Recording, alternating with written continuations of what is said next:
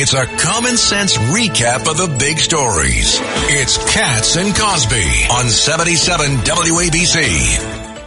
We have Miranda Devine, the great columnist there at the New York Post. Miranda, you say Tim Walz, who calls everybody else weird, is weird. Go ahead. Hi, guys.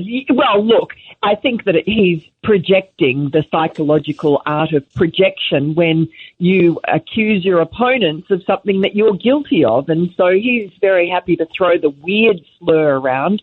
But really, it's the pot calling the kettle black. And you just have to see how weird he and Kamala Harris are. I mean, it's weird that he put tampons into boys' bathrooms in Minnesota schools. It's pretty weird that the party that promotes itself as the guardian of democracy installs its leaders without an election. And it's pretty weird that he calls himself a great combat veteran, and yet as soon as his National Guard unit was having to be deployed to Iraq, he quit. So there are a lot of weird things about him. You know, the other thing, also on the border, I mean, it was so bizarre when he was asked, what do you think of border wall? And he said, I'm going to buy a ladder company, a 30-foot ladder company, you know? He said that? Yes. Yeah, oh, absolutely. Yeah, I mean, he makes no bones about it. What do you think America is going to look like? I mean, as we're hearing more, they're trying to make it sound like he's Mr. Rogers. You see, obviously, a different side, Miranda. Well, yes. I mean, he's camouflaged in the sort of the look of a conservative rural man. You know, the Midwestern dad vibe is what the Democrats are drooling over. And yet inside, he's really a green-haired radical leftist. And you can see that from the way that he's ruled in Minnesota with an iron fist through COVID, with the most draconian authoritarian lockdown and mandates in the country. He really is a very unwise person to be even thought of in any leadership position in the country, let alone the entire country and the world.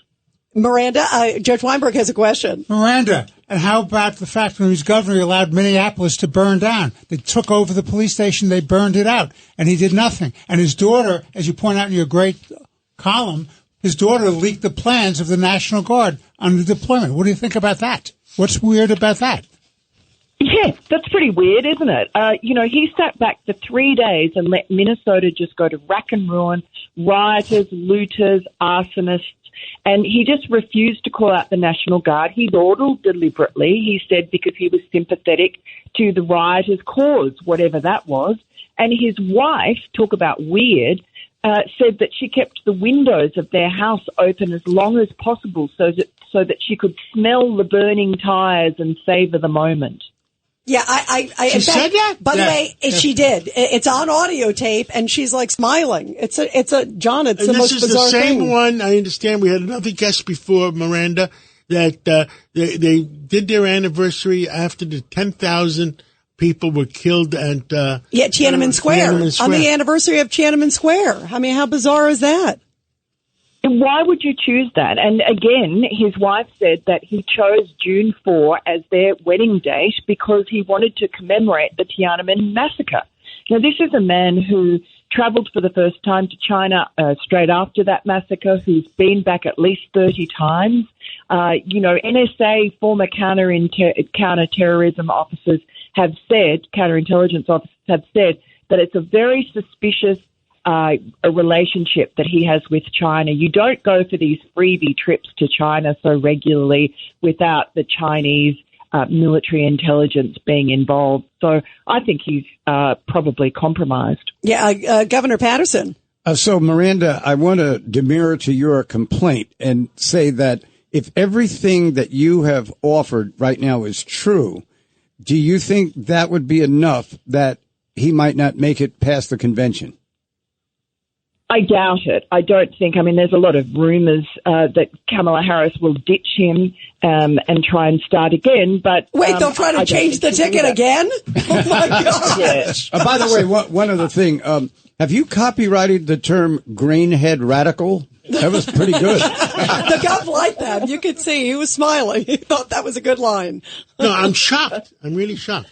I mean, all these things are true. Yeah, of course. Actually, the lockdown was even worse. It's just like the Chinese did, like Xi did. And a snitch line. And with the snitches, too, where there's a hotline He where had you a can call hotline. someone who... Right. Randy, he had a hotline to snitch on the neighbors. Isn't that correct? And by the way, it went beyond that, you guys. It went where, like, a neighbor said, so-and-so, my neighbor is not wearing a mask right now. They're inside vacuuming in their home. They're not wearing a mask. Can you come out? The snitch police, you know?